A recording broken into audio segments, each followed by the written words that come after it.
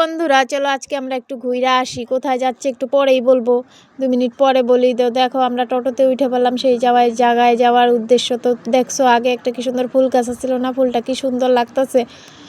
তো আমরা যাইতেছি, আর আমরা সময় পাই না বলে যাইতে পারতেছি না। অনেক দিন থেকেই ভাবতেছিলাম যে যাব, কিন্তু টাইম আর হয় না। তো একা একা তো আর ভাল লাগে না। আমার সময় হলে ওর সময় হয় না, ওর সময় হলে আমার সময় হয় না, মানে আমার বান্ধবীর টাইমই হয় না। তো আজকে ওরও টাইম হয়েছে, আমারও টাইম হয়েছে, কিন্তু সময় খুব অল্প। তার জন্য এই যে টোটোতে যাওয়া হচ্ছে, নাহলে হাইটেই যাইতে পারতাম।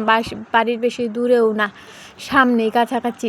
কিন্তু আমরা যাওয়ার টাইম পাই না। আর বাইরের থেকে মানুষ আসে, ব্লগ ভিডিও বানায় নিয়ে চলে যায়, আর আমরা ঘরে বসে ফোনেই শুধু দেখি, কিন্তু আমরা নিজের সামনে থেকে যাইও দেখতে পারি নাই, যাইও নাই।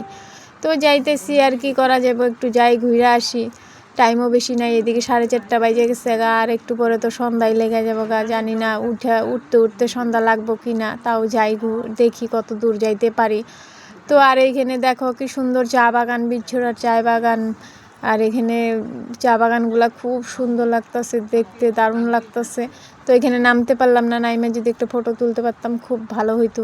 কিন্তু আবার এদিকে ফটো তুলতে গেলে আবার এদিকে এই যে পাহাড়ের রাস্তায় আইসা বললাম।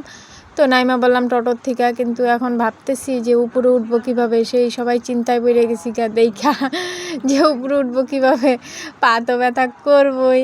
তো দেখি কত দূর যাইতে পারি, তো দেখি যাই আর কি করা যাব।